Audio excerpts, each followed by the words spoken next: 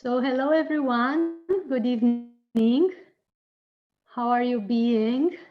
I'm so happy to see you all here. It's such a blessing to see that we're all joining together again, the Pyramid Valley team and so many others. I'm really grateful for this meeting tonight. It's an outstanding event because we have so hello everyone. Good evening.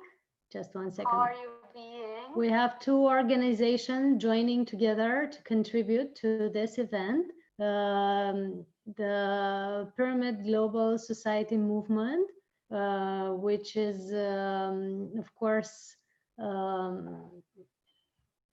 hosted by Pari Patri, who has joined us here, and the Soul Healing Academy.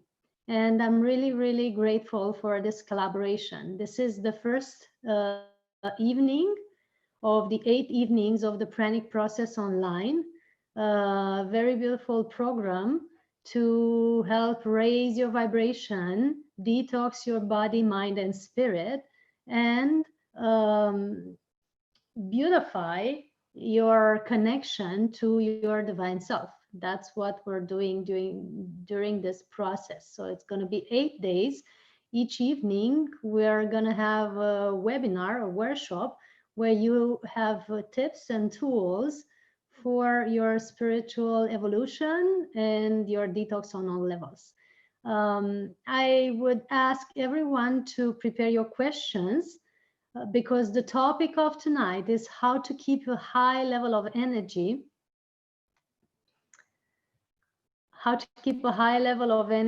with juice fasting while you're juice fasting. So you're going to have tips and tricks and insights on this topic tonight. I've been doing juice fasting and pranic nourishment ultimately, which is the ability to be nourished by source, by light or prana, for many, many years now. And I'm going to tell you all about it. But I'm just filling you in on the topic of tonight so that you know what you can ask questions about, right? The questions of tonight can spin around the topic of how to be nourished by prana, how to have high energy levels when you're on liquids, either fasting with water or with juices.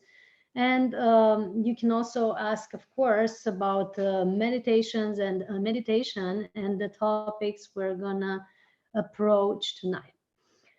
I'm really happy, Patty, for the suggestion that we collaborate in this. Patty wants to do a 9-day fasting for the Navratri, I believe, uh, which is basically the giant habit of fasting for 9 days. Maybe she will write in the chat box more about it, but the main thing is that she wants to prepare a group of people also in the ability of fasting together, which is great.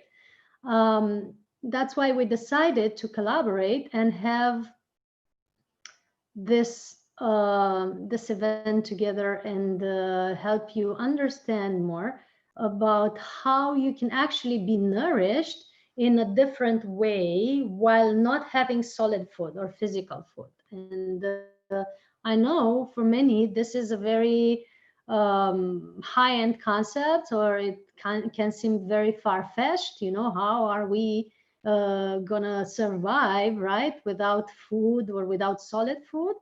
But really, there's so many people in the world now that I've personally met, and including myself, that are really able to be nourished in a different way without using solid food or physical food. And if you ever heard about this, if you ever heard about this topic, or ever heard about pranic nourishment or breatharianism, just know that this is the topic we're going to approach tonight. And we're also going to go beyond it into the ability of being calm, because being nourished in such a way and not needing so much physical food is directly related to the ability to stay connected to source, to stay connected to your divine self, stay connected to your true self all the time. So otherwise, this is not possible. This is only a possibility when you're totally aligned or very much aligned to your true spirit, to your divine self. So how many of you are interested in this topic? How many of you believe that this is possible? And how many of you believe that we can actually have this ability? Many of us have maybe read the autobiography of a yogi, which is an essential book for spiritual evolution, and especially in India, I hope it's well known.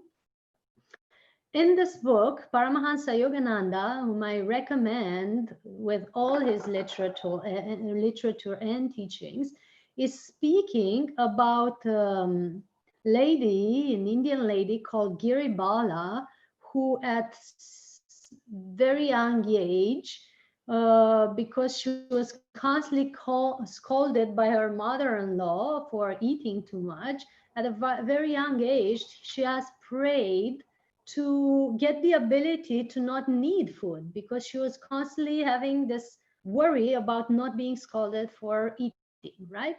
And by divine grace, by some, beautiful moment of grace, as she was also very devoted, she was practicing meditation and all that. She just received this gift, I call it a gift from grace, where she didn't need physical food anymore, right?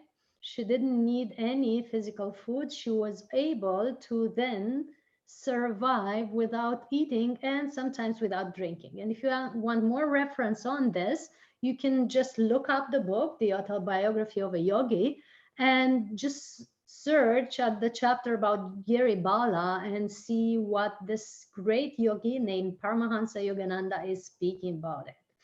Right, and there's many references in history about saints and sages all over the world in all traditions, from Hindu to Tibetan to Asian, the Qigong masters in the Asian tradition, and many, many others that are having this ability. Even the Orthodox saints, Teresa Newman and so many others, have manifested this ability of living without consuming physical food, or with very, very little physical food, right? We were sometimes living in caves, sometimes living out in nature, sometimes in very special places like temples, and they were having this ability, right? But the important thing to realize, because we're all going to think now, well, yeah, this is just for the sages and the masters and the very special people, right? Out there in the cave somewhere in the mountains. And that's the mind frame that humanity is having if ever they are hearing about the ability of being nourished by prana. What we're here to say is that there is a higher possibility that it's offered also to all of us, the mundane people, the people that live in apartments, as you can see me here, being in an office, in an apartment, not somewhere in a cave. Uh, the people who are living in big cities, the people who are living, in normal conditions, not in a withdrawal, secluded state. I have many friends, and if you look at my website, soulhealingacademy.com, you'll be noticing that I have many friends and people I collaborate with from the real world, so to speak, that are in the state, right? That are manifesting this ability to live for a long time without using solid food. They are, some of them, using juices as nourishment, or liquids, juices or soups, and they are having a very active life. Some of them are even winning marathons, and handling several projects and this and that, by just consuming liquid food or just consuming water. So there's various types of people in this world living in big cities, living in normal conditions, of course practicing meditation and energy practices, but with the ability of consuming very little or no solid food. I myself have had long times without solid food, and I'm still doing this constantly. During the day, I mainly consume liquids. Those of you in India and Pyramid Valley have seen me, drinking water and pineapple juice during the Pranic festival there. Those of you who have been there. And during the evening, I take a bit of a snack, but mostly almonds or soups or nuts and grains like this, because I like to keep it light, and I can only consume small quantities of vegan food, and mostly I prefer raw food, right? When I consume anything, it has to be small quantities, not larger than a fistful, and to be preferably raw or mainly vegan. That's what I can do right now with food intake. Most of my time I do juices or blended fruits and vegetables that are drink during the day, not more than a cup or 2 cups of them during a day. And that's my food intake now for many, many years. Very rarely I take a full meal, which is, 1 or 2 fistfuls of vegan food. The rest of the time, this is my diet. I'm just telling you that not to bribe about it, but to know, for you to know that you have in front of you a person who has experimented with that and that knows that this is possible. I no longer have cravings, I no longer have hungers. And when I use physical food, it is a tool for me to get into a certain state, a certain vibration that helps me connect to the mundane world, to the people around me, large groups of people, people who have denser diets and so on. So that, so far, what I can say that I've experienced myself and with my colleagues. And I'm saying this just to help you understand that this is a high possibility and many people can actually do this, right? How many of you, I would love to see your faces. So many people here joining on Zoom, and some of you are joining on Facebook and Instagram. If you see me looking in 3 directions, it's because I have 3 cameras on me that are filming in various places. So that's why you see me constantly juggling between them, right? I pay all my attention, I give all my attention to you, just that there's 3 of you in 3 directions. So you've heard me as this topic has begun. How many of you believe that you can actually go nourished? How many of you believe that you can actually utilize liquid food for a while, right, and be nourished? I'm interested in knowing where we are here as, level of understanding, level of belief. And for the ones who are on Facebook, or sorry, for the ones who are on Zoom, please put your cameras on. I know you may be on in your beds or in your living rooms, not having a hair done or something, but I just want to see your faces. It's so beautiful to connect in this way. And I'm missing you guys, the ones in India, and it's so, so great to just see you. It helps me connect with you in a different way. So please, please, please put your cameras on. I know Pari has said that she's not going to put her camera on, so we completely honor that. But the rest of you who can, please, please do that. It's so beautiful to see each other. And I thank so much also to Ravi, who is the co-host of this event on Zoom, who is helping me with all this, is helping me with all this organizing on Zoom. I'm really, really grateful, Ravi, for your help. And I'm helpful for all the others who are here. Thanks so much. So this is the introduction of what we're going to talk tonight, and I hope the topic is of your interest. Please type yes in the comments or in the chat box if you are interested in what we're just sharing. And if you have anything, be piling up in the Q&A section or in the comments if you're on Instagram or Facebook. They're gonna pile up there, and we're gonna answer them towards the middle or the end of this webinar. The webinar is lasting for about 1 hour or 1 hour and a half. mainly it's quite late here in my country, probably in your country. If you're in India, it's late too. It's after 8 p.m.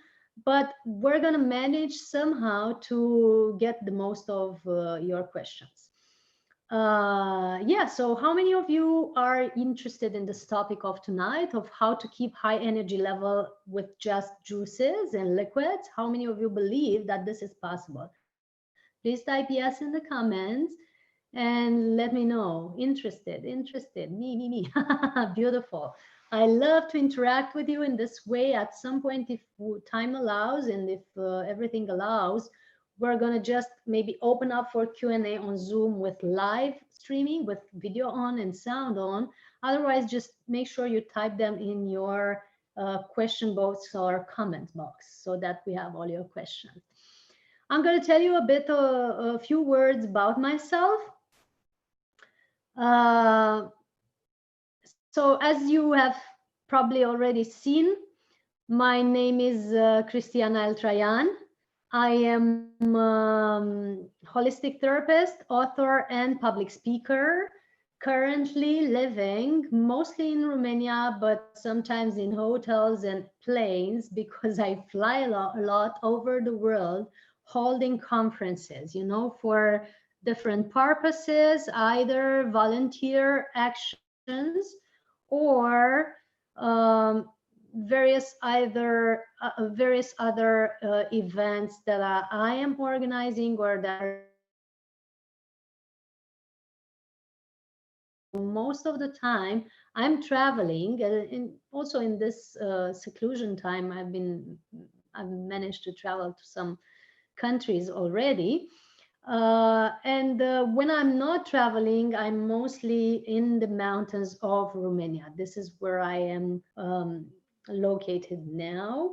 I'm living out in nature in a beautiful place. I work a lot with sacred sites and energy vortexes of the planet. I help maintain a high energy in these places so that we get the best of the energy that's coming on the planet from the heart of the central sun, from the heart of the galactic sun, so that we can be nourished and upgraded by it. So that's one of my jobs, besides holding conferences, writing books, and holding one-on-one private sessions with my clients, healing sessions. I have downloaded a therapy called soul healing. Many years ago, I learned how to tune into people's soul and connect them back into their soul, back into their divine self. And then from there, we find the causes of the issues that they're experiencing in their lives. And we help undo that or deprogram that. As I say deprogram because from my perspective, we're biocomputers, and we can rewrite our programs so that we have a more fulfilling life. So that's what I do in my therapy, with energy and with deep diving into their souls. I help my clients, find the causes of the issues in their lives and deprogram it so that we create a new reality. And people's lives change so much with this therapy. For many years, for many years now, I've been teaching or sharing this program called Pranic Process Online. It's basically 8 days where people go on detox. They go on a lighter diet, either juices or very light vegan food, mostly juices.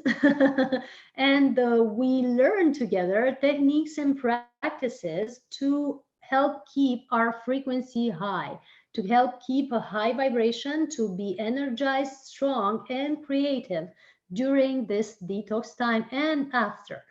When we had these processes with the people that have joined over the years since 2013 on, we had beautiful feedback. People have naturally went into 14 to 30 days of not needing solid food. They haven't fasted. They just didn't need solid food because they were nourished by energy. That's a big difference that I want to begin with, right? When you're fasting, you're depleted, you're a little weak, you're feeling a little fainting, you're feeling a little dizzy, and so on and so forth. And your body is detoxing and recovering and, shedding things and so on. So that's the state of being on fasting.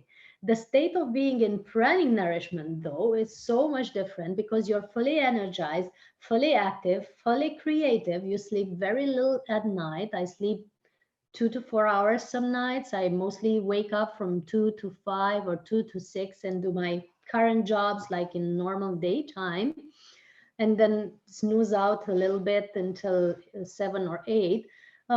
And that's my natural sleep pattern. And I have friends and colleagues who sleep 2 hours every night or 1 hour or half an hour, and the rest of the day is all theirs. We can have so many projects in parallel because there's not so much food in our system to process, and then you have so much more energy for all the other things.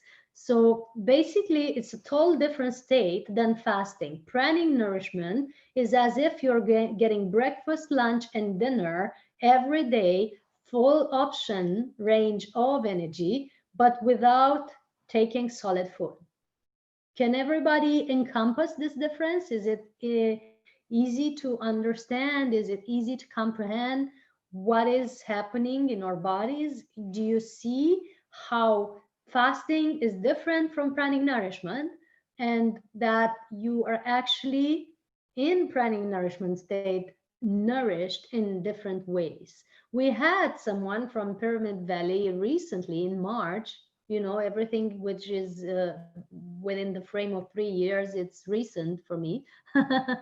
So in March we had this beautiful gentleman called Chandu. You know him, probably most of you, that has participated in organizing the Pranic Festival. So he has hosted us there with all the Pranic people that I brought there, being nourished by light or chi or prana. And while he was preparing the event with us, he went naturally in 30 days of juice fasting without any struggle. He was fully energized. He has joined our events. He has taken us on the mountains. He was full on good energy, no problem. And he was sharing with us that he felt much better. So he went not into fasting, but into pranic nourishment mode, right? Which is a big difference. In fasting, if you feel depleted, if you feel weak, if you feel like, the earth is running off your feet and so on, or if you're feeling dizzy, you need to do, and it's compulsory to do energy work every day, several times per day, to be nourished in a different way or to be energized, right? Energy work is to be energized. So what does energy work mean, right? And I want to mention also that I don't recommend anyone to start a pranic journey and stop eating altogether without doing any energy work in parallel. We do not recommend that you stop eating or that you stop drinking, which is even worse, without any energy practice. You will get depleted, you will make your body weak, and eventually some people actually die if they do that.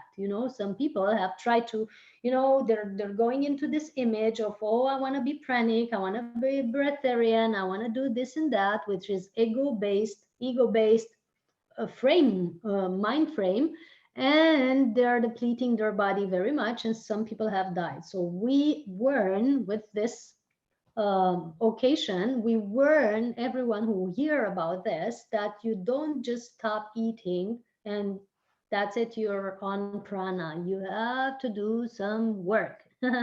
Otherwise, it's all gonna fall down on you. Not a good idea to just stop eating altogether without any energy practice. Of course, if you're fasting for a few days, that's okay. But if you're gonna go long term, like beyond 3 days, we never recommend that without energy practice. And I'm going to define clearly what energy practice means to me so that you can have an idea of what I practice and what my colleagues practice so that you can relate to that. I know and honor the fact that many of you here are longtime meditators, are longtime energy practitioners in some way or another. And I also know that some of you are at the beginning, probably just starting this or just hearing about it.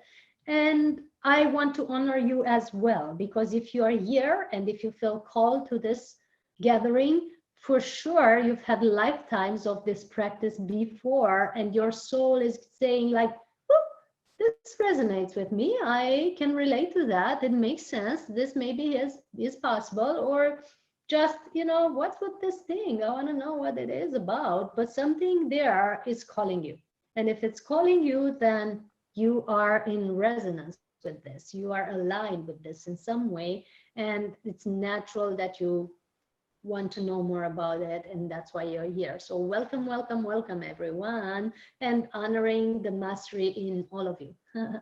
And as I said, I would love, love, love, love to have everyone on camera. I don't know if this is possible. Yes, some of you are, but most of you aren't. I don't want to be like this, you know, really, really strict teacher of put your cameras on or something, but it's just lovely to just see you. You know, I'm going to take a moment to see you, and then I'm going to go back into my, you know, I channel information. I don't really think about it. I don't really program or think of what I'm going to say now. What is the next thing to say? I don't have a speech prepared, never. I just tune into your souls, and just whatever needs to flow will flow tonight. That's what we're doing here. We're channeling information for all of you, and it's a natural way of, you know, doing conversation. For a long time, I've been working this way. It's much better to just channel information than to prepare speeches in advance and try to think of all the things that you have to say. They might not match your audience. So that's why now I'm just tuning into you, and some of you might get goosebumps, some of you might get aha moments, or, you know, clicking into something, because that information is exactly for you. So that's what we're doing here. Really, really honored to see all of you. That's so beautiful. So many people here. So I was promising that I'm going to tell you a little bit about what energy work means. Before I tell you about it, I'm going to ask everyone who joins in to mute themselves. Yes, cameras on, but mic off, so that we can, you know, listen to what's happening here. Maybe you have noises in the house, maybe you have people around that are doing stuff, so it's good to just have this sound that is coming from here to you for now. Yeah. I was talking about energy practice. And so many people are saying here we want to learn about energy work and its importance for fasting. Exactly, I was nailing it right now. Thank you, Pari. Energy work is crucial. We are all energy, everything is energy. Science says this, holistic teachings are saying this, everybody is knowing this. So this is a fact, and it is proven. We have had our masters in Hindu and Qigong and Tibetan traditions proving to us that everything is energy, right? Some of them have dematerialized their bodies, some of them have moved objects, some of them are practicing, you know, teleportation, telepathy, and so on. You have all these examples of your masters doing this. But also we had nowadays masters, scientists of current days, proving that everything is energy with physics formulas that are, you know, available for everyone to understand. I have colleagues in physics like Nassim Haramein and Robert Grant and Adam Apollo, who some of you have met, and mathematicians and so many others who are actually proving with formulas, with, you know, deep research. They are proving now that everything is energy. If you want to know more about how has this been proven in science, please watch the documentary called The Connected Universe, which is made by my friend Nassim Haramein. This documentary, The Connected Universe, is explaining to you in scientific terms, in physics formulas, all the science you need, that we're actually made of energy. And maybe most of you don't need science to prove it. It's logical that this thing that is solid and this thing that is solid, the table, is all made of what? Molecules and atoms. And if you go deeper into that, what is molecules and atoms? Well, obviously it's energy. So everything in your body, the throat, the chest, the knees, the thighs, everything is made of energy, right? It's made of molecules and atoms. Naturally, if you are to go deeper and ask yourself, what is nourishing me? What is nourishing these molecules and atoms? What is making the cells grow and multiply and all this? If you think about it, right, you logically look at what we measure when we measure our nourishment, and you see that we measure calories, which is energy. So definitely that's what we're measuring to know that we're nourished, right? You don't necessarily measure the quantity of how much milk you had, how much salad and so on. The important thing during the day when you measure your meal is to have had enough calories, right? Which demonstrates basically that nourishment is energy. Your nourishment is energy. The next question, and you are made of energy. The next question naturally arises, right? Do you need solid energy? Do you need liquid energy? Or do you need pranic energy? What do you really need? And according to your practice, according to the level of vibration of your body, which is really, really important to discuss about, according to all this, you might need solid, liquid, or none of the above, just prana, right? The more you heighten your body's frequency, this device, has a certain frequency when you have a day-to-day job, not doing any meditation, worrying about finances and family and children, worrying about everything all the time. It has a certain energy and eating junk food. And when you start to practice something like meditation or breath work, pranayam, or yoga, asanas, or qigong or something, when you start that, it starts to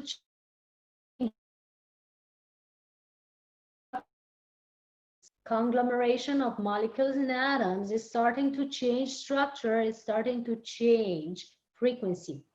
Does this make sense? When you start to change the frequency of your body by adding a higher frequency day by day, by adding more light into it, by adding more energy into it, guess what? Your body is shifting its fuel. It's changing the nourishment it needs. It's basically like a fine-tuned car, right? If you drive an old car or a rickshaw or something, right, you're gonna need one type of fuel. But if you upgrade it to a Ferrari, it's gonna need a more refined fuel, right? You cannot drive a Ferrari with common fuel. It will break down, right? Your body, with meditation, with energy practice, is becoming a highly upgraded mechanism. When you upgrade a little more with more energy work, more practice, more light encompassed into the body, then it becomes a spaceship. It's upgraded from a Ferrari to a spaceship. It's needing a total different fuel altogether again, right? Then you can no longer use the old fuel that you were using, like junk food or cooked food or heavy spiced meats and stuff. You can no longer put that into your spaceship, into your vessel, because your vessel, your physical body, has been upgraded to a different frequency and it needs a different type of food. I hope that makes sense. How to upgrade this vessel? That's the next question, and we're getting to the energy practice right away, but we're staying here to truly understand and encompass this concept of the fact that your vessel needs to be upgraded. Your device, your body, your physical system needs to be upgraded, right? In order for you to have a lighter type of diet. When you feel yourself, maybe recently you felt yourself feeling sick or feeling uncomfortable after certain meals, right? You've been having the same heavy food that you were having before, and you've noticed yourself feeling uncomfortable, feeling bloated, feeling dizzy, feeling unfocused, feeling foggy in your head, right? Your head had like a fog in it. Why? Because now maybe you've upgraded your body already with meditation, with yoga, with something, and you're still using the old food, the old fuel for your body. So your body is an upgrading machinery. It's becoming a Ferrari, or who knows, maybe a spaceship, but you're using the same old fuel that you're using for your old car, right? And your body is reacting to that, and it's no longer agreeing with the type of fuel that you're putting in. And that's why so many people are now manifesting dis-ease, because your body is no longer at ease with the type of food that you're using. Does this make sense? So no longer the food that we were having some 10 years ago is no longer good for our nowadays body. Why? The planet has been bombarded with tons and tons of solar energy recently. The Schumann resonance of the core of the earth has been shifting. It's 10 times more sometimes. It's been 7 to 8 hertz. Now it's even reaching 70 in some times of meditations or special events, right? We're having big energy vortexes opened up all over the planet, including in Permit Valley, by the way, that are constantly fueling us with energy, much more than before. We've been having tons and tons of days of constant meditation with millions of people. I know PSSM has done a great job at doing daily, weekly meditations. And there's so many other organizations that I'm a part of, you know, like the Unify or the Resonance Academy, so many more that are doing monthly or weekly or daily meditations with millions of people. That means millions of people are tuning in, drawing more energy into their bodies, saying yes to evolution. Guess what's happening when that happens? Our bodies are naturally upgrading. They're receiving more energy. They're being bombarded with photons, with particles of light in our cells that are shifting the way our cells function, the way our DNA is functioning, and the way our consciousness is. How many of you are already feeling more conscious and more connected for the past few months since maybe the pandemic has started? How many of you are feeling that you are having revelations or a new way of looking at life in the past 1 or 2 years? Do you have this kind of experiences, any of you? Yes, no, maybe use the comments to chat with me so that we know where we're at.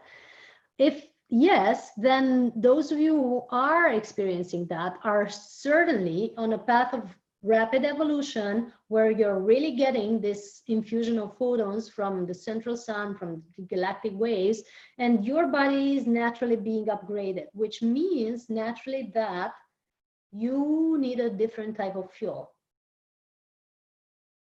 No longer you can use the old fuel. That even the situation on the planet now, with so many people get sick, is a message of change your lifestyle, change your diet. That's the message of the current global situation. No, it no longer works the way it did. We need to change.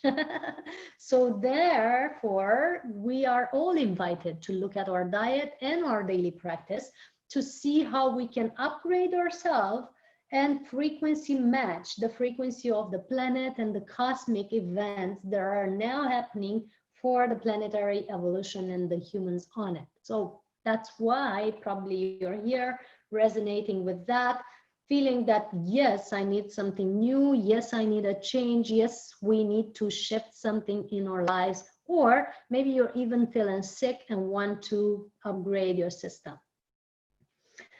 So yeah, that's the main message. We are being upgraded and we should align to it vibrationally so that we can actually benefit the most from this new energy coming in. Those of you who are here, stay tuned. Don't go anywhere. We're going to have a beautiful pranic meditation towards the end of this webinar. I'm going to offer dinner or breakfast for the ones who are here, depending on the time zone you're watching, just to give you a hint or a clue or an example of what's possible with meditation and how nourished, deeply nourished you can feel, how deeply fulfilled you can feel by just doing that. In 15 minutes, we're going to have the most exquisite nourishment together, but that's going to be towards the end. So stay tuned. So how many of you so far find this interesting and useful? And is there anything you would like to add or ask? Thank you, thank you, thank you. I see many thank yous here. I'm going to place the link of this pranic process that is starting today. I'm going to place it now in the chat box of everywhere, on Facebook, on Zoom, on YouTube, and everywhere else, so that if you're interested, after the end of this conversation, you join the program, because it's important for us to build something together. And this program is going to be for 8 days, so until October 14, I believe. And as you see, Patri is starting a new one on October 17. So it's going to be a full month of beautiful events together where you can actually change your life completely, right? To the core, like completely new way of functioning in your body and in your emotional and mental system. So there it is, the link to this event that we are starting. I was promising that you will learn about the energy practices that we are doing for keeping our vibration high, right? I was promising that, and I'm going to just start with what I'm doing, because that's the most relevant, and that's what I can share from my core, right? From the core of my being. And I'm going to also tell you what my colleagues are doing as well. For me, I've been aware that we're all energy ever since I was a child. And I was telling my other children friends that we are energy. That was my mantra. Hi, Bogdan and everyone else. And I don't know how I knew that. Probably we're all connected to some of our parallel lives, and it's normal that we have these feelings. But also because I was having naturally, hi Olivier, so happy to see you. I was recently in France across your shop. I'm having so many people from so many places now joining. I was aware of that at the deep level, that we're actually energy. All of us is energy, is made of energy. And I was practicing meditation in a small crystal. When I was a child, I was taught to do that, to go to bed and imagine that I'm in a crystal palace by just entering my energy into that small crystal. And that was helping me rest and relax and clean my energy before going to bed at around 12 or 14 years old. When I was 17, I got this intuition that we're actually not supposed to eat meat, right? I wasn't liking meat as a child, never. I would always throw it out the window if I had the occasion of doing so when my parents weren't watching. And intuitively, I perceived that meat isn't good or isn't tasty even. But when I saw two chickens naturally dead in the yard, I intuitively knew and got it, right? This is dead stuff. It is not supposed to nourish me. It cannot nourish me actually because it's dead. That was my reason back then of quitting eating meat and becoming a vegetarian when I was 17. Now I'm 37, so I experienced this for nearly 20 years or more. And I can say I'm very healthy and happy for having done this decision. For 10 years in my life, since I was 19 until I was maybe 20, 27, 28 or so, I forgot all about meditation and vegetarianism. Why? Because I became a very successful manager in some companies, then built my own company, then pursued success in business for quite a while. And that has imbalanced my general state of health and my inner, balance. Because naturally, as a child, I was guided to do meditation. I was guided to do vegetarianism. And having forgotten that has thrown my system out of balance until I was 27 or 28. After that, I figured that I cannot live like this. I cannot continue living as a person that is asleep, as a person that is a robot and just doing job and nothing else. And so I started the first thing I did when I noticed myself being really imbalanced is I started to meditate again. I'm going to fix one of my cameras. That's why I'm moving this way. I started to meditate again at 27, 10 years ago. And since then, I meditated constantly every day. There's not one day in my life, as I wake up, I naturally go in meditation. Sleep is a deeper meditation. We're in delta state of the brain waves. When we wake up, we get into the theta and alpha state. So naturally, we wake up towards a busier state of the mind. But as you wake up, if you directly go in meditation, from that sleep state to meditation, you can actually start your engine and your mind in a different way. You directly tune into source, right? You've woken up, you're getting into your body, right? From the astral realm, from wherever you're traveling, you're entering back into your body and you're tuning to source. That's the first step, naturally. Otherwise, I really don't know what to do with my day. If I don't have my divine guidance and if I don't have clear steps that I perceive intuitively, I cannot function. I don't know what to do with my day. That's why I naturally do about half an hour of meditation or more as I wake up in the morning. And that's has been happening for 10 years now, and also in my childhood. I also need to do some movement, so I go into stretching or yoga or qigong after the meditation, or just dancing. I get up and dance around the house like no one's watching, because literally no one's watching. And that's starting to move my energy through the body. I do sun salutation, especially in the days where I have therapies or groups of people, conferences, going to the city. I do sun salutation as movement because that's a more rapid and efficient way to move energy through the body, and is generating a certain state of being strong and solarity. It's a certain state of solarity and radiating a state, right? So I'm placing again the link to the program on Zoom because it was placed privately. So that's my morning routine, right? I wake up, I meditate,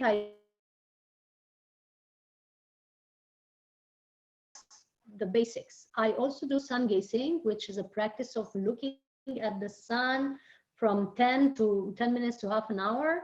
The beginners should start to 1 or 2 minutes and then increase to 10 minutes and half an hour and more until 45 minutes.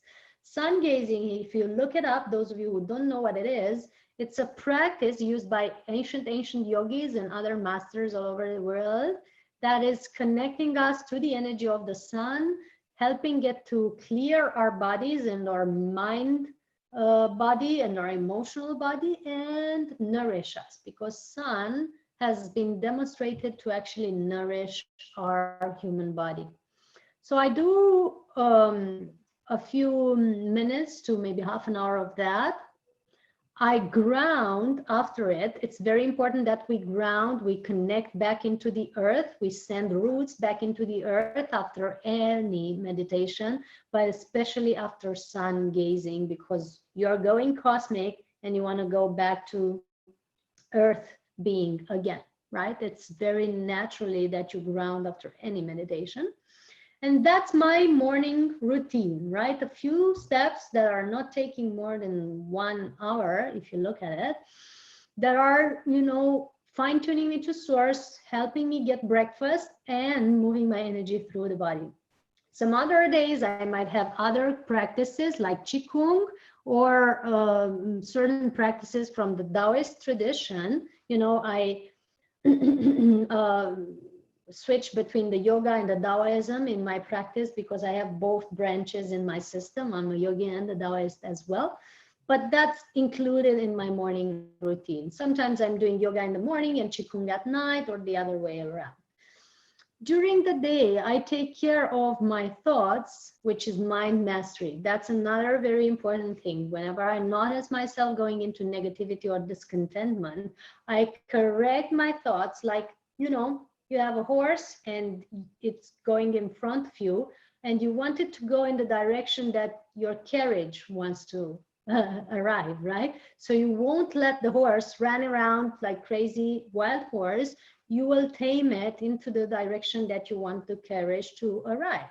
That's what we do with our mind in the mind mastery practice. Whenever you're noticing it, going into a certain direction, creating realities where you don't want to go, you take it back into the direction that you want it to go. And that's really, really important.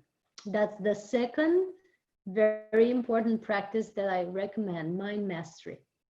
And actually, during this program that I was referring to, which is the 8 days pranic process, we teach about each of these practices. We help people dive deeper into them, and we help them understand how we can actually maintain a daily practice out of it. Because you're going to say, yeah, mind mastery, but when everybody's shouting at you and you're stressed at work or your family is having problems, the mind mastery goes out the window and you're going to get into the worry or um, uh,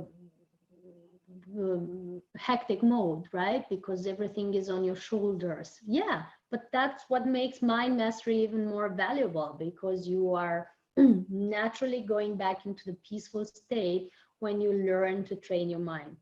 And meditation also helps with that. So during this program, we're explaining these steps that these practices that I'm referring to right now, and we're connecting to the masters that are recommending them, because all these recommendations aren't just coming from me. There's 8 ascended masters that are supervising this program and recommending the practices that I'm talking about, because each one of them has been the master of this specific practice. So the meditation that I first recommended is universally voted. All the ascended masters are recommending it, while mind mastery is clearly recommended by one ascended master called Saint Germain, that is overlooking this program, and he has been an alchemist and the ascended master of immortality, right? He has demonstrated immortality. If you look it up, you'll learn about him.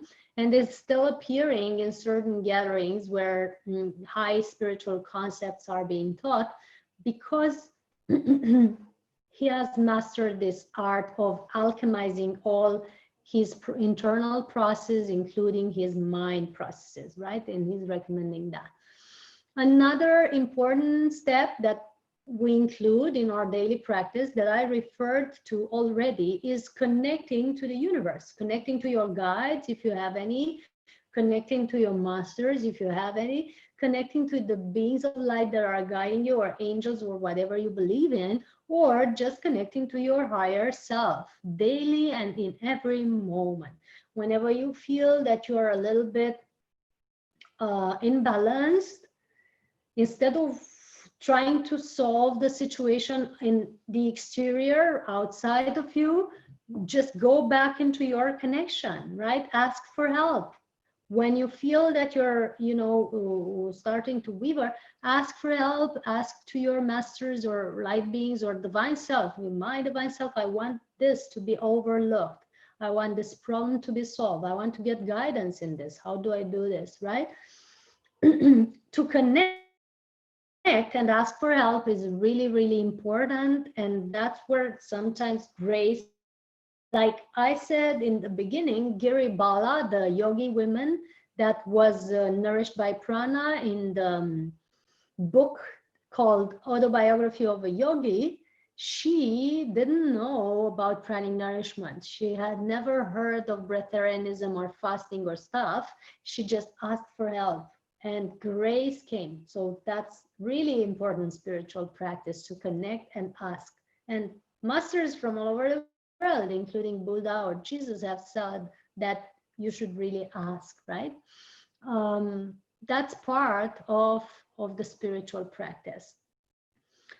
And it's recommended by Kuan Yin, the ascended master of compassion in the Asian tradition. She is a very beautiful goddess that supports, it's kind of the equivalent of Tara in Tibetan tradition or Lakshmi in Hindu tradition. She overlooks everyone and holds everyone in this energy of giving and compassion, right? And she's recommending us to connect and ask that we shall receive. Fourth step, we said 3 of them already. I'm going to recap so that you can keep it in mind. The fourth step that is practice on this journey and that I'm practicing and I referred to already is going into a lighter diet. It's really, really necessary for us to be able to master our mind and our energy. The energy that we put in has to be lighter. We cannot expect to have a clear, decent meditation when we're using meat or sugar or coffee as nourishment. Why? Because all 3 and spicy food are all agitating our mind. It's making us go around and around in circles in our mind, because that's the nature of these foods.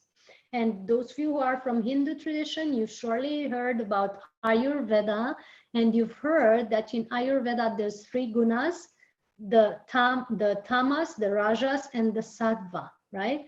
When you eat tamasic food or rajasic food, which is the energy of slugginess or the energy of agitation, you're going to get the results of sluggishness or agitation.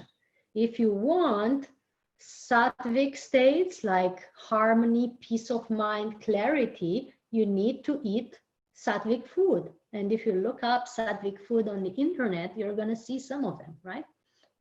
So food intake is really crucial for your spiritual practice. It's not just the thing about the health. It's not just the thing about how your body is functioning. It's actually directly connected to your meditation, your peace of mind, and your sexual impulses and how you control them. By the way, if somebody's getting goosebumps, that was for him, right? The lighter you eat, the more your animal instincts are getting transformed into higher energy, right? And it's easier for you to navigate your intimate life. That's something someone needed to hear here. So that's why lighter diet, going to vegetarianism, veganism, raw food, juices is really important for you to be able to be energized when you choose to go on liquids, right? The lighter you eat before the liquid diet, the more your body is going to say yes to it, because the frequency of the body has already gone higher. This step is recommended by Buddha, who was, of course, recommending vegetarianism all over the world. And he is said to have been said that only when we are gonna stop using other beings for our benefit or pleasure, it is only then that our civilization is gonna really evolve, right? What does it mean to use other beings for our benefit and pleasure? Well, the most beings that are abused right now, not to mention women and children, but the majority of beings that are abused by now are coming from the animal kingdom. Our civilization needs to evolve, and we're only going to do so when we stop doing that. We are invited to, proceed to a lighter diet, therefore. And Buddha is making this invitation for the pranic process online, and he's overlooking and helping all the people that are really interested in lightening up their diet. Another practice, and this is a practice, you do it gradually, like I said, from normal food to vegetarianism, from vegetarianism to veganism, from veganism to raw, naturally transitioning until you're able to stay on liquids more and more and not having discomfort, right? That's a practice. The fifth thing that is really, really recommended is to do the things that are making your heart sing and to bring your service out into the world. Whatever makes your heart sing is your gift into the world, is your song of joy, what you came here for, your soul mission, whatever you want to call it. And while you do this more and more without any expectation of appreciation or reward, the more you heighten up your frequency, the more you raise your vibration.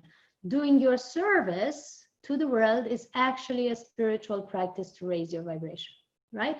Doing unconditional work. That doesn't mean that you're not allowed to get paid for it. Pay attention to that. It just means that you're not doing it for the payment. You're doing it for the joy, and that raises your vibration. The payment is the bonus of it. I do all my work. Most of my work is a lot of free work, as you can see, but the work that is paid is well paid, and I'm proud of it, and I'm enjoying it, but I'm doing it for the joy. So my work is for the joy all the time. I'm really grateful and happy to be here with you. This heightens my vibration per se, you know, that's why I'm here. So doing selfless service, which is a spiritual practice, and it's heightening your vibration in keeping you on your pranic path or keeping you nourished while you're on liquids, is a practice recommended by the Christed one. You know, in our Orthodox tradition, it has been called Jesus, and he has several other names, but is the main frequency of Christ energy that has also been in Krishna and in other masters. So it's a universal frequency that has been embodied by several masters on this planet, and the one called Jesus has recommended this selfless service as a practice to heighten your vibration. So this is what I'm practicing, and my colleagues as well, and doing so just because it helps. And I know and want to congratulate the people in Pyramid Society, because I know, guys, that you're doing a lot of that, and you're doing it with an open heart, and it's one of the things that moved me with you, you know, that made me want to join your board membership and, you know, collaborate with you, because I know you have an open heart. So thank you for that. The sixth recommendation is to treat your body, or the sixth practice. It's a recommendation, but it's also a practice. It's what I'm practicing, and my colleagues as well, is to treat your body like a temple. When you are aware that your body is the temple of the divine, I'm going to take a moment just to do some adjusting here, and I'm back with you. When you are aware that your body is the temple of the divine, and that you are hosted in it as the representative of the divine, or as the, you know, divine energy in form, right? Embodying your light into this structure. When you're aware of that, your whole perspective on your body and how you treat it and how you nourish it changes. What also changes is the way your body is reacting to this. So the more you love and respect your body, the more you honor your body, the more you honor your structure in physical frame,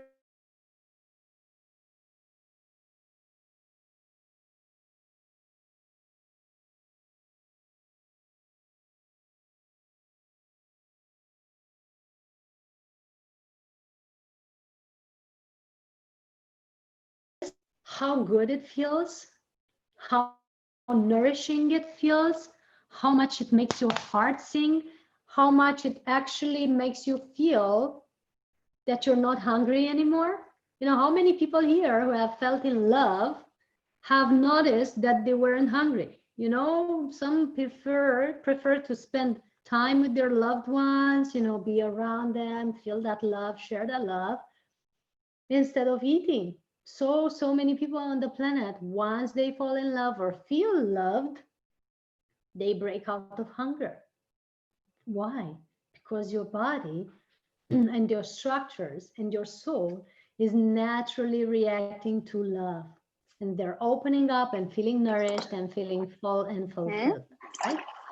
The same thing happens to your physical structure. When you love it, when you really love it and send love to it and acknowledge it for the beautiful device and biocomputer that it is, when you do that and pamper it every day and use the best products like we have in Ayurveda, these amazing oils and whatnot, when you do that and when you look at it in the mirror without judging or scolding it for, oh my God, I'm having, you know, like women do, I'm having large thighs and I'm having this, you know, buttocks that is not so good, or the nose is this and that, or, you know, whatever people are saying. When you're doing that, the cells are closing down, they're shrinking, the energy is shrinking in the physical body. When in exchange you're looking in the mirror, you know, being grateful that you have two legs, two arms, they're all there, that your mouth is functioning, your eyes are functioning, your nose is smelling, all this is functioning correctly. When you're looking at yourself in gratitude and you do feel gratitude for your physical body, that's when something unlocks completely in you and you're able to receive completely the pranic nourishment. You're actually able to be nourished by prana when your body feels love. So I would say one of the top spiritual practices, and especially for those of you who are coming from Hindu cultures where you've been taught to transcend your body, discard your body, only be free when you live your body. Especially for you, loving your body is essential to feel nourished, right? Because your cells are closing down or are decaying when you say or think bad things about your body. So, treating your body like a temple includes one, loving your body, giving it the best products inside and out, you know, what you put into your mouth, but also what you put on your skin and hair, and giving it the best clothing. I know this sounds like little things. How could this be a spiritual practice? Why is this important? Many people are asking themselves. But really, your device is your um, system where you can really embody your light. The importance of it is crucial. The more you fine tune this and love this physical body, the more you really can embody your divine self or your spirit in it. The sick body, a body that is not fine tuned, a body that is not functioning correctly, unable to move or so, is gonna block some of the energy to circulate through it, and it's not helping you evolve spiritually. So on this planet, at this moment now, despite all the teachings that you've heard for this moment of evolution, the physical body is crucial and we should love it.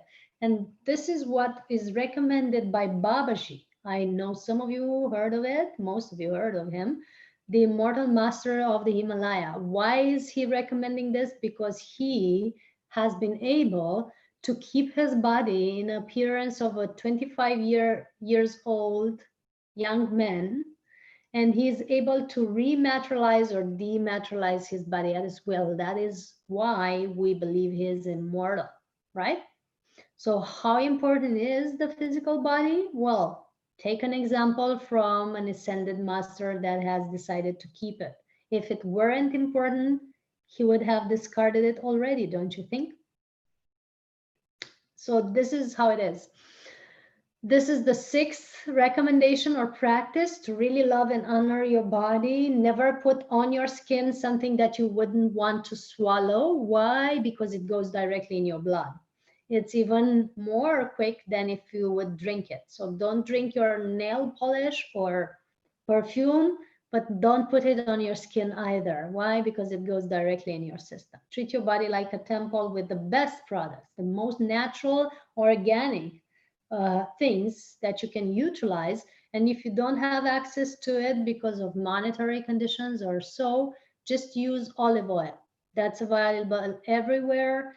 Use that and nothing else, and you'll be healthy. My skin is only functioning with coconut oil or argan oil, nothing else.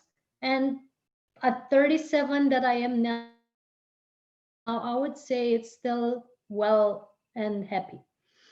Treating your body like a temple, right? Very, very important spiritual practice. Love it, honor it, find everyday reasons why you're grateful for it, and think of that. While you think of that, your cells perceive the message and they're opening up to be nourished. Another important spiritual practice that many of us don't keep into, don't consider it too much, is spending time in silence. Spending time in silence and in nature, two very, very important aspects. Why silence? I practice mauna most of the day, which is the practice of silence. I only talk when I have conferences or if I have meetings that aren't, that are that are really, really necessary. If not, I write. Most of the times I write, I don't make phone calls. I don't have the habit to call my relatives and talk for hours with them on the phone. That's not something I'm doing for many, many years now. My mother is sometimes still a little upset about that. But really, why? Because this needs to rest. This chakra is the chakra that is embodying the ether. Maybe that each chakra is corresponding to an element, earth, water, fire, air, ether. Ether is the element that is connecting us all and nourishing us all, is the equivalent, or the other name for it is prana, right? When this chakra is balanced, the ether element is easy to be embodied. When the chakra is getting imbalanced by uttering words that are unnecessary, telling lies, or talking too much or too stupidly, forgive me, when this happens, then the ether element gets imbalanced in our system, and therefore we're feeling hungry and we're not nourished. And many other imbalances are happening, but that's the first one that we're talking about right now. When we are silenced, this chakra and the speech organs are getting to rest, and it's getting recalibrated back into health somehow, right? And into balance. So silence for me is essential. I have at least one day a week where I don't utter any word. And also during the day, I just stay in silence for as much as possible and only talk on sessions or conferences, mainly. The rest of the things can be written. The rest of the things can be written shortly and efficiently. So that's how I'm living. And many of my friends are living the same way. And I'm just saying this for you to know that this is possible. What I noticed that this is becoming much more efficient when you practice it in touch with nature. Many people say, well, nature, yeah, but I don't have time. I have kids, I have things, I have meetings, I have online stuff to do, blah, blah, blah. Really, yes, but from the position of holding 5 or 6 projects in parallel over the years, including now, from the position of traveling constantly, I just came back from 4 or 5 cities and I'm going to the next 4 or 5. From this angle of also having daily clients and conferences and so on, I tell you, you can make time to go out in nature. I always have at least half an hour per day, if not several hours, somewhere out in nature. That is my spiritual practice. And then when I'm out in nature, I'm also silent. It is a benefit that I'm living next to a woods now, but also when I was living in the middle of the city, there was a park nearby. I would always go out in the park for meetings, reading, learning, study, I could do outside, I would do outside, right? Just because it's a spiritual practice and it's enhancing my frequency. When you're outside, you're directly connecting to the elements of nature that are nourishing and harmonizing your bodies. Very important. This practice in my program is recommended and supported by a master called San Francis of Assisi. San Francis was one that has dropped all his riches and he has gone out in nature and he has spent so much time in silence fine-tuning himself that he has begun to understand the beasts around him, the animals, and the animals have started to nourish him. So nature nourishes you when you nourish it with your balanced presence, and that's a spiritual practice leading to a higher vibration. And I'm sure all of you have noticed when you walk barefoot, when you go to the seaside or mountain or in a holiday outside of your towns or of your houses, you're all of a sudden feeling re-energized. That's the power of spending time in nature and the power of spending time in silence. You are invited to start practicing. Last but not least, the importance of sound mantra in music. I am really sensitive to sound. Many of my colleagues are as well. Why? Because when you get fine-tuned into the universal rhythms, you also clearly perceive the sounds that aren't harmonious or that are too loud or redundant and so on and so forth. First step of the spiritual practice is get rid of all the sound, music, or wording that is not nourishing you, that is not helping you. In 19 something, the musical pitch has been changed deliberately from 432 hertz to 400 and something hertz. That has disbalanced our systems and has led us to some confusion on the planet, right? Because the instruments that we were using to play music were playing at a pitch that was really messing up with our systems.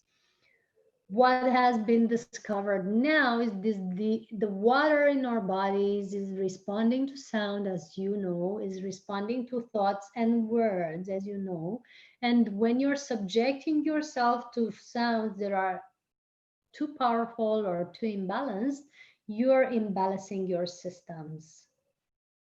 What is now necessary to do is to search and choose music that is found tuned to the old pitch of 432. And there's other solfeggio frequencies that are really beneficial for the body. And also practice uttering the words or listening to the words that are beneficial. Avoid gossiping, avoid cursing, avoid all the words that are creating bad realities and all the sounds that are creating noise instead of music, right?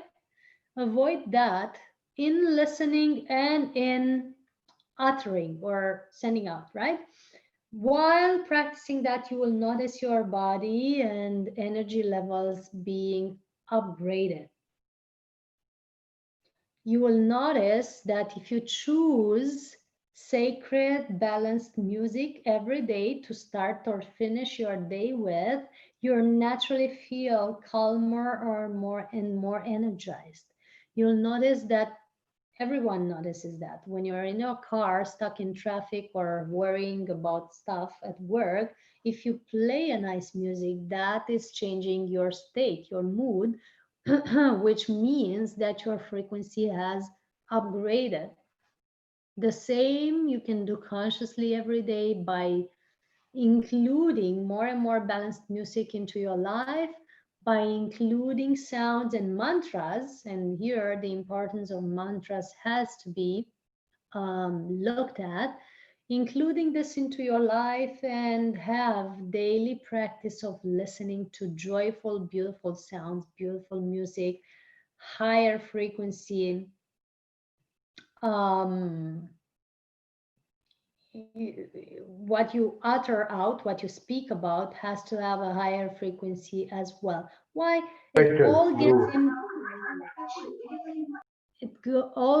gets imprinted in your system. It all gets embodied in you. Sound has such a huge impact on your system that is, literally changing everything in your life. And if you want some scientific proof, search for the studies of Masaru Emoto. Please mute yourselves. Speaking of sounds, Masaru Emoto is a Japanese specialist that has studied the impact of sound on human beings and on water. And he has proven that water changes its molecular structure according to the sound and words that it is subjected to. Given the fact that we're 90% water at the molecular level and 70-80% at the cellular level, it means 70 to 90% of us is getting impacted by what we listen. That's why you want to listen to the things that are beneficial and heightening your vibration. Wording mantras every moment is very useful. It's imprinting a certain frequency in your system and upgrading your overall vibration. That's why mantras have been known as being really important in all traditions, from prayers to traditional Om Mani Padme Hum to whatever everyone else is uttering in other different cultures. Mantras are creating a certain energy structures in our body that is helping us open up and embody more energy and become more conscious as well. So 8 steps. This last step is recommended and supported. This practice is supported and recommended by Mother Mary and the angelics, the angelic beings. All of them are communicating with us through sound. When you open up your radio and hear a certain melody that is coming in the exact specific moment where you're thinking of a situation and it's synchronistic with it, it's your angel sending you a message. Or when you hear a specific sound, or when you even hear inner sounds or the music of the spheres, that's various light beings connecting with you, and it's your guides wanting to send messages and so on. So sound and the importance of it is majestic in our lives. Basically 8 steps. If you add this in your practice, your frequency is going to be much different, and you are able to go on a liquid diet. I don't call it fasting, as you notice. I call it a liquid diet because I know that you can actually not be fasting, but you can be nourished. All these practices that are really, really simple that I told you right now are heightening your frequency so that you keep your high energy during your juice diet or liquid diet. I'm going to wrap it up and recap now. Meditation as the first and foremost in your energy practice, connecting to the universe or your spirit guides and asking for help daily and in every moment. And in our program, we actually teach a practice where it's called the breath test, where you actually get to connect to your higher self and get guidance for any minute detail of your choices. Everything you can be guided about, right? From the shirt that you should wear during the day, to the food you should put on your plate, to the lover or partner that you should choose.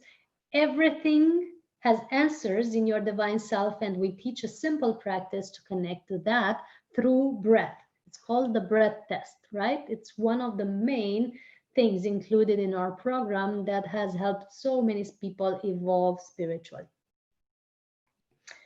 So ask and receive for help. Master your mind, control your thoughts, tame your mind as a wild horse and keep it on track where you want your carriage to go. That's the third one. 4, lighten up your diet from wherever you are. You don't have to go instantly on juices or liquids, right? Lighten up slowly, slowly. I'm going to have some water. And take care that you're always lighter and lighter. Each month, maybe you drop some foods that aren't serving you and add some healthy stuff. 5th, do your service or your mission in the world, whatever make your heart sing, do more of it and make that your spiritual practice. Whatever makes your heart sing as an action, as a gift to the world, bring it on. That's heightening your frequency, is helping you stay on track. It's making you be nourished in a different way. It's nourishing from the satisfaction of being aligned to source and with your divine mission. We're going towards completing, and as you see, my voice is shifting a little bit. 5, 6, treating your body like a temple, honoring it with the right products, the right foods, the right exercise, the right clothing, and loving it, feeling gratitude every day. Practice as a daily practice gratitude for your body every morning. At least 3 things that you're grateful for in your body.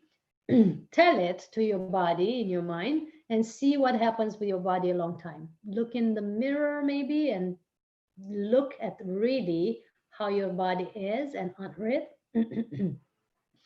And you're going to notice so many changes. 7 is spend more time in silence. I've been speaking too much already. That's what I'm feeling now. And my body is reacting. So more time in silence, more time in nature is helping you keep a high vibration and clear your energy field. And last but not least, pay attention to the sounds, words, and melodies that you're listening to and practice more mantra and devotional music, listening and singing. That's heightening your vibration. That's why kirtan in your tradition, like singing devotional songs, is so useful for the spiritual practice.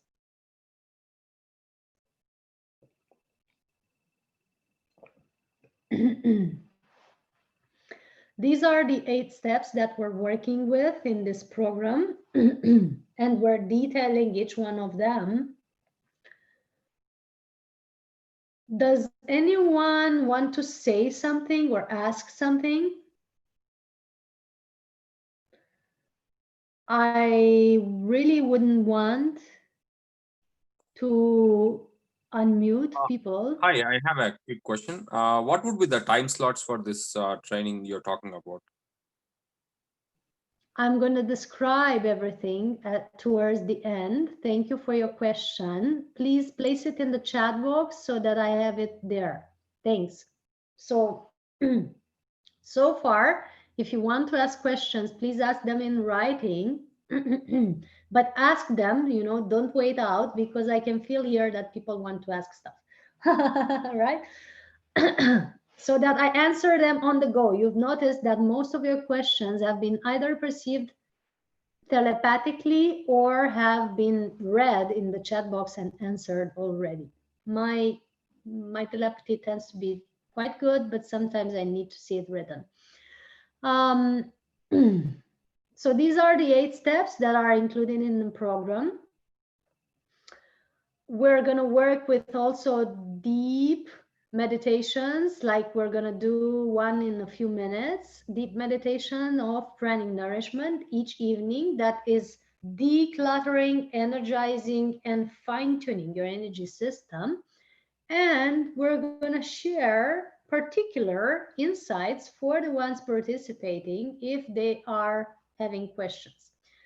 The time slot is, you can watch it anytime you want. It's basically in video. It's going to be sent to you in the comfort of your home. You can replay it, rewind it, and then you can ask me questions and I'm going to answer you on WhatsApp or email at the specific time of the day. Not all day you're going to be going back and forth with me, but each and every day I'm going to answer your questions on the email, and you can watch the program from the comfort of your home. So it's a video program and you can watch it. I'm also going to do an online live streaming program, but that's later towards the end of the year. So far, as I'm still traveling, you're going to have it in video.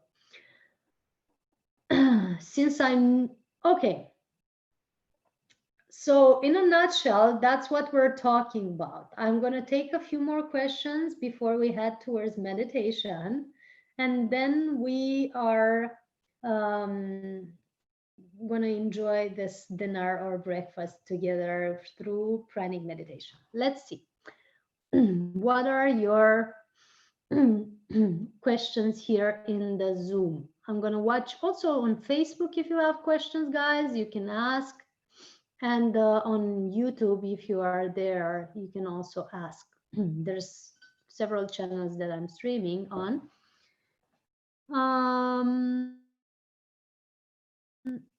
One second.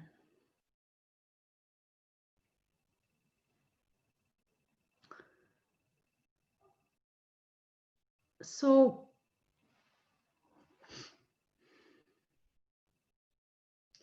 let's see what's going on here.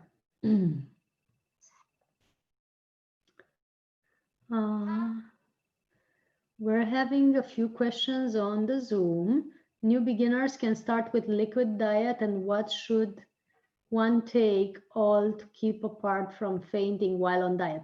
Uday, we have been speaking about it all evening. You'll get the replay of this conversation because it's been a long conversation where we actually shared all the steps that you can take from the comfort of your home to not get into fainting. And we don't recommend that you go strictly in a liquid diet before doing detox on multiple levels. I'm going to also speak about detox and how to detox during this program. And I'm going to explain the herbs, the various plants or various juices that help you with detox in a harmonious way. Parasite cleanse is necessary, and other aspects of detox at the emotional and mental level to be able to maintain liquid diet for a longer time. Otherwise, you're on fasting mode and your body is depleted. So pay attention to that. I've spoke about it. And what should one take to keep apart from fainting? If you're going to have all the answers in that. Juice diet receipts can be given, but I also advise people to search and see what is the what is your body requesting, because I don't give certain recipes for everyone. I want everyone to tune into their bodies, and some of you might need celery and some of you might need pineapple juice and some of you might need parsley or something else. So thank you as well for the question. Everything has to be taken from a level of fine-tunement and wise choice, and we're going to speak about it. So to be clear, we're starting this 8-day process today, and it's on video and you can receive it from the comfort of your home. The link for it is in your chat box now. I just placed it there, and I'm placing it in the comments of the Facebook video as well. And on October 17, Pari is having a 9-day fasting. That is, you know, she'll give you the details for that in maybe another session, or I don't know how it's going to happen. Another question that I'm seeing here is referring to hair fall with many times of cleansing diets. People have experienced it, hair fall, and have heard from many friends. You know, hair fall is the result of either detoxing or not having enough nutrients to keep your hair on your head. mainly I would say is the second cause.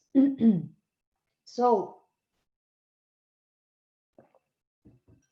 sometimes what happens with people when they start detoxing is that their hair starts falling out and then it starts to regenerate. Sometimes the skin regenerates, sometimes the organ regenerates, and they're experiencing pain in the organs or just discomfort. Then it starts falling back, growing back in, and regenerating. Some friend of mine has even regenerated his teeth. So the old teeth has fallen out, they were sick, and new teeth, the third row of teeth has grown. Many masters have spoken about it. It's possible. But what I would recommend for those who have experienced hair fall is to take some supplements that encourage hair growth, right? You can take plant-based supplements along with your juice diet. You can take how to call it, things that aid, right, with keeping your balance. You don't only have to be, juice. Whatever is plant, you can add like superfoods. You can add superfoods in your juice, right? Like spirulina, chlorella, um, chia seeds that are very finely um, pressed, and so on. You can work with these superfoods and super herbs along with your juice diet so that your body doesn't decay. And that's important to know what plants or powders to use during this diet so that you can keep in balance. Somebody was asking about CBD oil. I don't know so much about CBD oil. I don't use plant-based medicine of no type, like no ayahuasca, no nothing. I don't smoke anything. I don't drink anything that gets me into super states of consciousness. And I don't recommend it also. Why? Because most plants have been genetically modified by ancient species some ancient time ago. Most of them keep you in a not so high state of consciousness, even if they give you some moments of realization. That's why prana is the new high. I even have a mask or with this motto. For me, prana is the new high and nothing else is beating that. Nothing else is surpassing the level of high, of elation, of beauty, of healing that prana can actually give you. So that's why I'm highly recommending keep meditating, get your heightened state of consciousness, your natural DMT in meditation. You don't need to take anything from outside. You are whole and you are complete. Everything else is just crutches, and you keep using them and you forget your wholeness. That's my message. Can we take any supplements? Yes, Swapana, we answered that. Since I'm new to liquid diet, what would be the diet that has to be followed? That we talk in the process, mainly juices of fruit and vegetables, either in smoothies or in cold pressed juice. Do we take any supplements? Yes, I answered. CBD oil, I answered. Sprouts can be included in juices. It's actually highly recommended. Sprouts are some of the highest energy foods that I know of. Yes. Thank you for the ones thanking me. I love gratitude. I'm full of gratitude myself, and I love it when you share it. Time slot. So time slot, I answered. You can watch it anytime in your day. I'm going to send it at once per day, and then you watch it whenever you want. Thank you for your feedback. People say we're explaining it so wonderfully and simply. Some people have been on diet for a few months already. Good. Diabetic patient, is it okay to do fasting? There are clinics in Florida and elsewhere that are actually said to be curing diabetes with juice fasting. Type diabetes in juice fasting, type clinics curing diabetes with juice fasting, and you'll have your answer. I'm not a medical doctor. I'm not, authorized to basically state publicly that juice fasting is curing this and that, but I can say that there have been many cases where people have healed with fasting, including the diabetes, but many other things, right? So I would recommend it, but it's not from medical perspective. To see the medical perspective, you can search for the doctors that are doing this in their clinics, curing people with juice fasting, and they will, their websites will give you the answers. Okay. When I fast, I end up doing with coffee, tea, hot water, milk. Coffee is not fasting. You can use it. I mean, it's not the end of the world. But if you really want to detox your body, coffee should be excluded. That's what I would say. Cigarettes should be excluded. All the factors that are polluting your body should be excluded. Why? Coffee leads to agitation. You cannot tame your mind and meditate while doing coffee. I haven't had a coffee in 10 years. I'm up and running at 10 p.m. after a full day of traveling, talking to you for 2 hours. I would say this works, right? Liquids, milk is not fasting either. Milk is an animal product. If you want to fast, go on vegetarian products. That's what I recommend. Somebody says, when I have juice in winter season, I end up getting cough and a lot of discomfort in my throat. I'm really interested to know how I can be on juices. Hot warm liquids are fine. Hot warm liquids you can use. Maybe you're keeping your fruits in the fridge or you're keeping your juices in the fridge and that's why you're having throat discomfort. Or maybe you're clearing something from your throat that is leading to that discomfort, and therefore you should just wait up until it clears. But make sure you don't use cold products, fridge cold products during the winter, or in general. Actually, in Taoist tradition and Ayurvedic tradition, cold foods right out from the fridge are highly unrecommended. So try to keep your products at the room temperature and drink it from that temperature and see if your throat has any other issues. If there are other issues, then it's detox and, wait it through. I was on liquids 90 days in the year of 2016 under the guidance of Patrici. I love Patrici so much. I just love this wonderful master, and I'm so happy that it's guiding all of you. And I'm happy to hear that he's also doing 9 days of liquids. Right, that's so wonderful. I do liquid diet for 1 day or 2, and also fast for 48 hours. I know this works, so would like to do for 9 days. Thank you for bringing it to us. That's a wonderful, wonderful idea. So most of you have gotten this question answered. I see on Facebook there's not much questions. I see some of you are still asking questions or making comments. I'm going to try to keep track on that, but we're also preparing you for meditation. So while you are hearing these answers, try to start centering in your heart and following your breath. While you're listening to the answers, all of you, start to follow your breath in the process. Start to center in your heart in the process. Yes. I've answered most of them, but let's see. The organic supplements, again, we're going to refer to them detailed during the process. I do recommend like ashwagandha and moringa and many others, but there's just a few of them that I referred to tonight.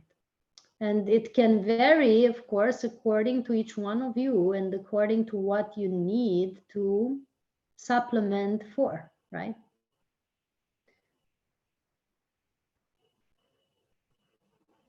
the kind of juicer that you use is having an impact. I don't have any brands that I recommend right now, so maybe find your own info on internet. Is it always better to use cold pressed juices? It is good to go on cold pressed juices. Yes, it's very good. You can also use smoothies though, not smoothies with milk, but with fruits blended in a smoothie. Please repeat the supplements. Couldn't catch the names. The supplements that I just had the intuition to say about is ashwagandha or moringa, but you don't just take them because you heard them. You just check with your body, maybe check with your therapist or specialist, and then take them. Thank you, Ravi, for being with us. I see that you're going in a meeting. Those of you who are done with the questions, let's see where this meditation takes us. So I'm going to just give you a sample or a hint of the meditations that we're doing during the process. I invite everyone to please start following your breath. Start getting into the most comfortable position that you can get to easily. Imagine each one of you that you're in a light column from the center of the universe to the center of the earth. Each one of us is in a light column from the center of the universe to the center of the earth. Each one is having this light column around us.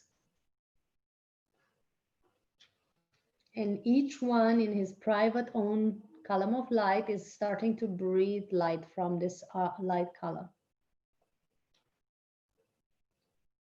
And as you breathe, as you inhale, you feel this air flowing into your body.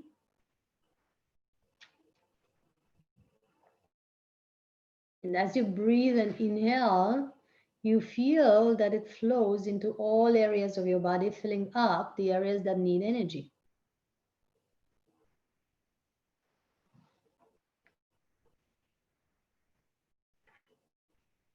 And as you inhale and feel this energy streaming through your body, you also feel on the exhale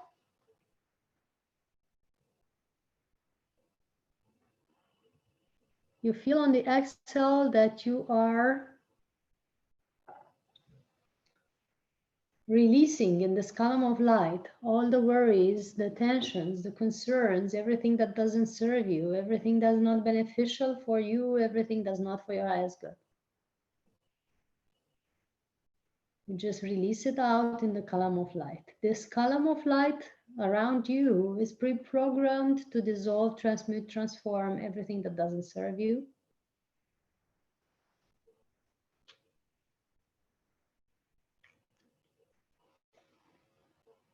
And as you inhale again, you inhale more light from this column into your body. You exhale the worries, tensions, concerns, everything that doesn't serve you, all out into the column of light.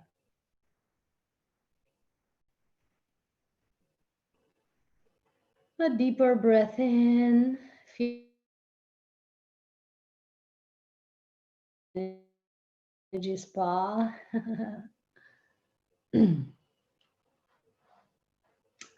And a deeper breath out, you start noticing that you are drawing the light or the air through your spine now.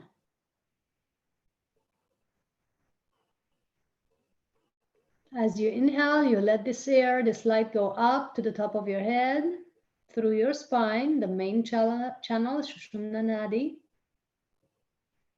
As you exhale, you let it flow down to the base of your spine. Deep inhalation, air and light going up to the top of your head, through the spine. Feel the spine like a tube of light, right? That is clearer and clearer. And as you exhale, you let it flow down to the base of the spine. It's as if you're breathing through the spine, as if your spine had a nose that's breathing through now.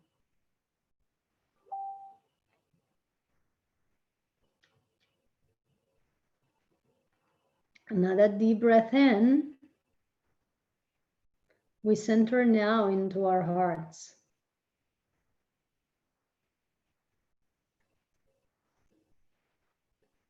Sense or feel our hearts being nourished now by a light, a cable of light that's coming down from the heart of the central sun. As you breathe in, this light from the heart of the central sun that you're connecting to through your connection cable is coming towards the top of your head and it's starting to come into your body. So every time you inhale, you get more light, more energy into your heart chakra from this connection cable that comes from the center of the universe. And every time you exhale,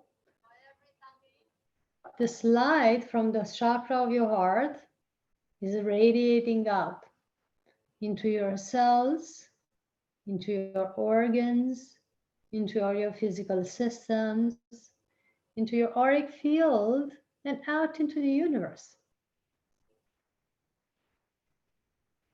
And again, with a deep breath in, you receive more light into your heart chakra.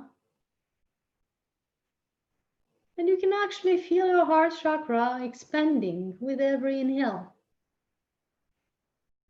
It's just expanding and it's becoming brighter and brighter. And when you exhale, this sun of light in the center of your being, this heart chakra of yours, is radiating this energy from the central sun that you constantly receive from your connection cable. It is radiating it out into your cells, into your organs, into your auric field, and out into the universe. Deep breath in. Let this light flow towards the base of your body, towards the lower chakras as well, all the way down to the soles of the feet, maybe. This light from your heart that's radiating out into all your systems is also flowing through your feet down into the center of the earth. And you sense or feel how these roots that are in the soles of your feet are building down towards the center of the earth, and you connect to the center of the earth now. You can just feel the heart of Gaia, the center of the earth, the heart of Mother Earth, pulsating, is the same pulsation as your heart. And you literally sense or feel how it is radiating back up, this light from the heart of Gaia, through your roots, through the soles of the feet, through your ankles, calves, knees, thighs, into the hips, and all the way up through the spine, to the base of the spine, through the spine to the heart chakra, and through the spine to the base of your skull, all the way up to the top of your head. And it fills your whole body. You are connected now to the sun in the center of the universe and sun in the center of the earth. They are merging these energies in the center of your heart. And you feel or sense gently that your energy is mixing the yin and yang, the yin from the center of the earth and the yang from the center of the universe, and it's radiating out from your heart. And you feel that you have a bioshield around you as this energy springs out through the top of your head, forming like a sphere or a toroidal pattern around you. In this bioshield, in this bubble of light with the energy from the center of the earth, you are protected. No Wi-Fi radiations or thought forms are able to get in if you want to, and you are cleared, cleansed. So maybe for each one of you, let a message come to you.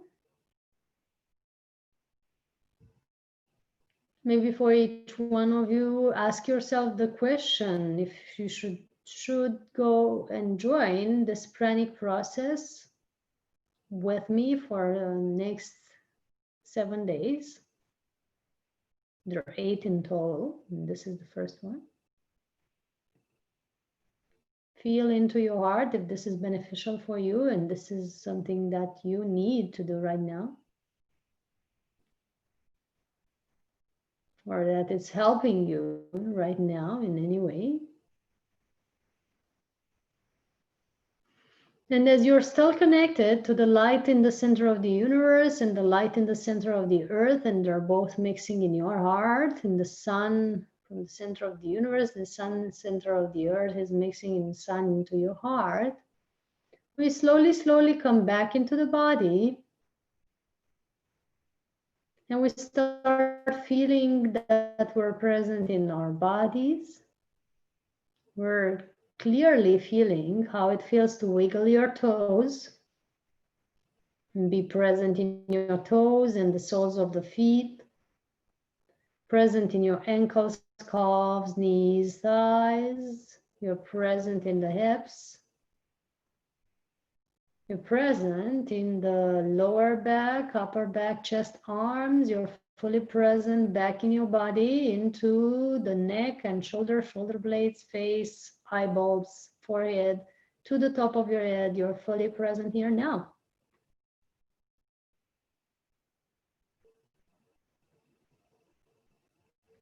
And slowly, when you're ready, you can come back into the room. Back with your attention in the physical plane. If anyone wants to comment and say what you felt, and if you did feel nourished or energized, or if you feel nourished or energized, it's okay if you fell asleep. Even then, you've been energized. Just type yes in your comments if this has been useful for you. And did any of you maybe receive, got the message to join the process? Yeah, I would be curious. How many of you got the message to join the process that is beneficial for you? That starting today, you can be in detox for 8 days. You don't have to fully be on juices. You can be, you know, on a lighter diet, but you are going to be doing some detox if you're doing the practices that we refer to in the class. How many of you got a yes when you asked yourself, should this process be beneficial for you? How many of you felt in your heart called to do so?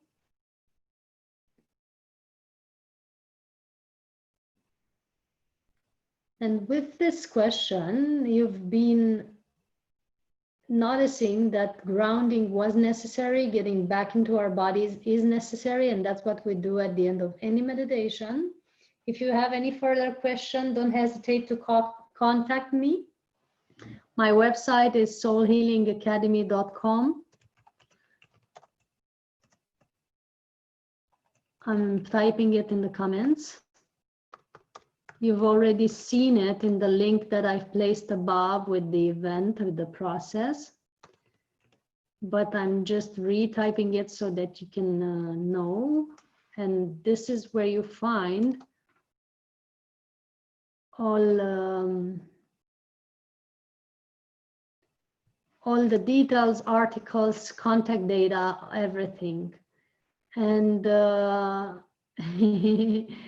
I see that somebody didn't get clear answers, but they sure got a sense of calm and peace, and that's sure enough to sign in. So sometimes you don't get like a hammer on the table saying, go do this practice, go do this process or something. You just feel like, yeah, oh, this feels right. Okay, this is peaceful. This feels like cool stuff to do, or this feels like it's on my path, as opposed to when you don't, you're not supposed to do something and you're getting in a state of agitation or, disagreement, with your body or with your soul.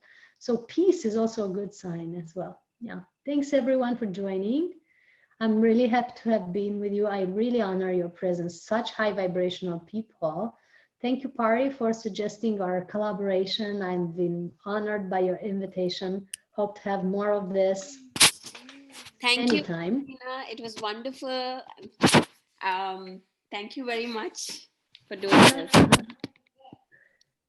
And wishing everyone happy, successful 9-day juice diet during the Navaratri. I'm going to be with you in spirit for sure, as I'm always mostly on juices, and the goddess energy is always flowing through. Really grateful for everyone being here. Really grateful for those of you on Facebook and YouTube and everywhere you've watched. You're going to be getting the recording on the group of PSSM, and Pari can share it with all of you as she feels is best for you. And to sign up, take the link that I have placed there. Look at all the details. There's payment involved, so it's not a free class. This has been a free session. The rest of it is different. And you can use those details to subscribe tonight so that tomorrow we know who to send the next videos to. That's also useful. Yeah, so I hope that's been useful for all of you. I hope you've enjoyed and